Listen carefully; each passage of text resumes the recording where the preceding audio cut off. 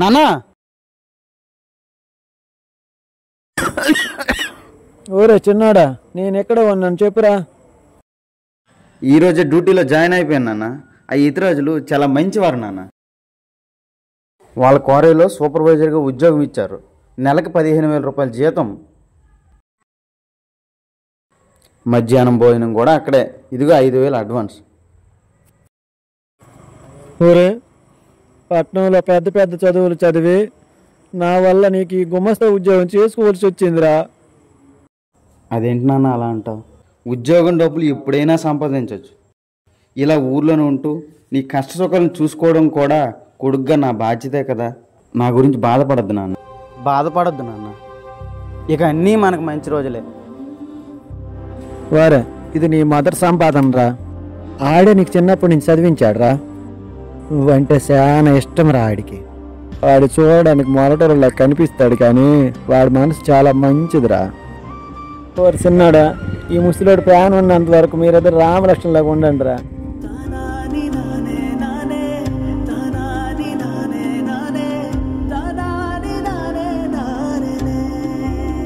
అదుగో మాటలను వచ్చినాడు. ఒరే శివ, ఎప్పుడొచ్చినావురా? నేను నిన్నే వచ్చారా, తమరే ఊర్లో లేరు. ఏమనుకోకరా, భూపతిరాయుడి పని మీద పట్నం వెళ్ళవలసి వచ్చింది. నువ్వు వచ్చినావని తెలియగానే నా కాళ్ళు ఆగలేదే, అలాగ వచ్చాను. ఏంట్రోయ్ పొట్ట పెరిగింది? ఇదంతా కళ్ళు దెబ్బగానే నువ్వే ట్రాగండి పనువు. నువ్వు తినడం లేదా, లెట్టడం లేదా? రమ్మంటే మీ కాలేజీకి మనం గాని దిగామనుకో, ఈ గంగులు గడిద్దే అబ్బా మీ కాలేజీ అబ్బా అనాలి. ఓరే ఓరే, అడుగుదాం అనుకున్నా మర్చిపోతాను కానీ తమరికి ఎప్పుడు ఫోన్ చేసినా అయ్యగారి ఫోన్ బిజీ బిజీ వస్తుంది. ఏటి కదా? ఎవర్రా అమ్మాయి? ప్రేమ తన ఉనికిని చాటాలనుకున్న ప్రతిసారి గొప్ప గొప్ప ప్రేమికులనే బలి తీసుకుంది. అయినా ఇప్పటికీ ఆ ప్రేమపై పైచేయి సాధించాలనుకున్న చాలామంది ప్రేమికులు చరిత్రలో సమాధులుగానే మిగిలిపోయారు. చూద్దాం నా ప్రేమ ఏ తీరానికి చేరుతుందో. అనియా, చెప్పవలసిన సమయం వస్తే నీకంటే నాకెవరున్నారా చెప్పుకోవడానికి? ఏటోరా, మీ చదువుకున్న మాటలు మాకేట అర్థం కాదు. నా ప్రేమ కోసం అడిగావు, మరి నీ పెళ్లి విషయం చెప్పవేవరా? ఎంతమంది చల్లగుండాలి కానీ నాకెట్లోటే. అవునరా, ఉన్న పొలంగా ఊడొచ్చావు, చదువు అయిపోయిన అదేటి? అయిపోయిందిరా, ఇక నుంచి ఊర్లోనే ఉందాం అనుకుంటున్నాను. ఊర్లో నువ్వేరు చేస్తావురా? మన కుటుంబంలోనే పెద్ద చదువు చదువుకునేది ఒక్కడవే. సరేలేరా, నేను మా భూపతిరాయుడితో చెప్పి నీకు మంచి ఉద్యోగం వేపిస్తాను. అన్నయ్య, డబ్బులు. డబ్బులా? ఎక్కడరా? ఇక నువ్వు ఎవరికి ఏం చెప్పక్కర్లేదు అన్నయ్య. నాన్న ఇతరాజుల గారికి చెప్తే వాళ్ళ క్వారీలో సూపర్వైజర్గా జాయిన్ అయ్యాను. నెలకు 15,000 జీతం ఇస్తామన్నారు. ఇదిగో అడ్వాన్స్ 5,000 ఇచ్చారన్నయ్య. ఏటేట్రా, ఈ ముసలోడు చెప్తే ముష్టి 15,000 రూపాయలకి చీప్గా సూపర్వైజర్గా జాయిన్ అయ్యావా? సిగ్గుందరా మీకు? ఎవర్రా ఇతరాజులు నీకు ఉద్యోగం ఇవ్వడానికి? ఈ గంగులుగాడి పేరు చెప్తే వాడి గుండెలు గడగడ వణికిపోతాయి. ఎన్నోసార్లు ఆడి డబ్బు పలుకుబడి ఈ తలలో కునుకు వెంట్రుకను కూడా పీకలేకపోయింది. ఈ గంగులుగాడి దెబ్బ అంటే ఆ ఇతరాజులగాడు అబ్బో అనాలి. ఆడు నీకు ఉద్యోగం ఇవ్వటమా? నేను 2 రోజులు ఊర్లో లేకపోయేసరికి ఎన్నాళ్ళు నీపై పెట్టిన నా కష్టాన్ని, నీపై పెంచుకున్న నా నమ్మకాన్ని వాడి కాళ్ళ దగ్గర తాకట్టు పెట్టి వచ్చారన్నమాట. రేపటి నుంచి ఈ రామాపురంలో తల తెగిన మొండంతో తిరగమంటారా? రే ముసలోడా, అసలు ఇదంతా చేసింది నువ్వే. ఆ 5 రోజుల దగ్గరకి ఈడు రేపటి నుంచి పనికి వెళ్ళడానికి వీల్లేదు. ఏట్రా కంబార్ నా కొడక, ఊరు కొనుక్కోల్ది మాటలు మిటిమీరిపోతాయి.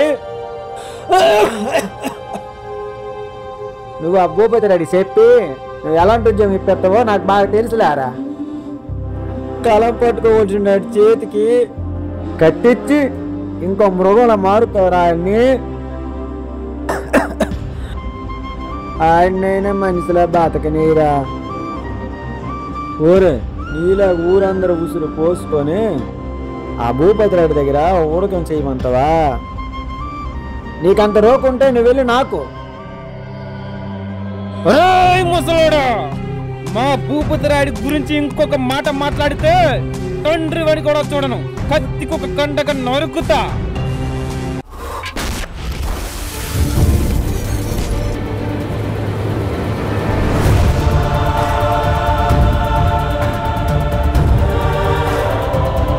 ఎదురా నరుకు చూద్దాం. చంపితే చావనోడురా నువ్వు. నాయన మీద చెయ్యే కాదు, ఒక్క మాట మాట్లాడినా అన్నవని కూడా చూడను. కోపం బలం నాకు ఉన్నాయి, ఎప్పుడు ఎలా వాడాలో నాకు తెలుసు. అన్నవని ఆగానంతే. అయితే భూపతిరాయుడి దగ్గరకు పనికి రానంటావు? ఏంట్రా మాట్లాడితే భూపతిరాయుడు అంటున్నావు? వాడికి ఏమైనా కొమ్ములు ఉన్నాయా? నీ మొండితనాన్ని వాడు అధికారంగా మార్చుకొని నీ చేతిలో ఒక మందు చేసా జేబులో 100 రూపాయలు పెట్టి వాడు నిన్ను కాలి కింద చెప్పులో వాడుకుంటున్నాడు రా. రేయ్, నీ అవసరం తీరిన రోజు వాడు నిన్ను దూరంగా ఈ చెత్త కుప్పలో విసిరి పడేస్తాడు రా. ఎప్పుడు తెలుసుకుంటావురా నువ్వు?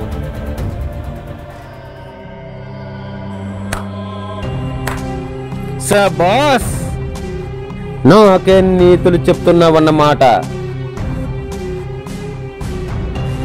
గొప్ప నాటకమాడవరా ముసలోడా.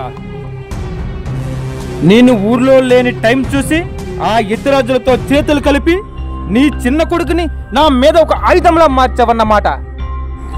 రే, చివరిసారిగా చెప్తున్నా, రేపటి నుంచి నాతో పాటు భూపతిరాయుడి దగ్గరికి వచ్చావా సరే సరే, లేకపోతే ఇప్పుడే బయటికి పొర కుక్క. అసలు నువ్వెవడో నన్ను బయటికి పొమ్మడానికి? నీకు ఎంత హక్కు ఉందో ఈ ఇంట్లో నాకు అంతే హక్కు ఉంది. నాలో కూడా ప్రవహించేది వెంకన్న రక్తమే. ఏంట్రా, భూపతిరాయుడి దగ్గర నేను పనికి రావాలా? మరి నా ఉద్యోగం? ఎత్తిరాజులు కూడా ఒక పెద్ద మనిషి, వాడిచ్చింది ఒక బోడి ఉద్యోగం. ఆ ఎత్తిరాజులు గొప్పవాడే. ఏంట్రా, బోడి ఉద్యోగమా?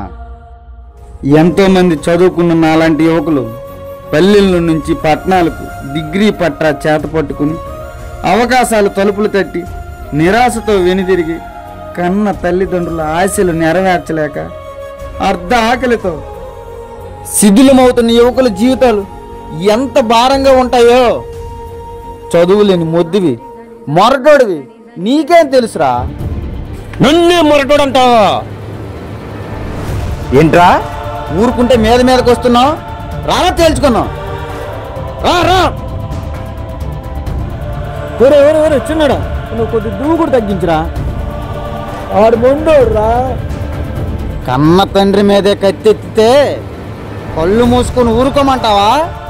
ఒరే నీ ప్రాణాలతో ఉన్నప్పుడు మీరు గొడవ పెడితే నలుగురు నవ్వుతారా.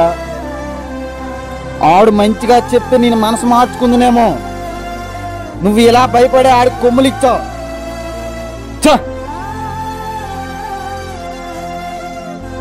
ఇల్లా ఇల్లు నిన్నిడిస్తాననుకోకు. ఈ గంగుల గడి దెబ్బ అంటే అబ్బా అనాలి.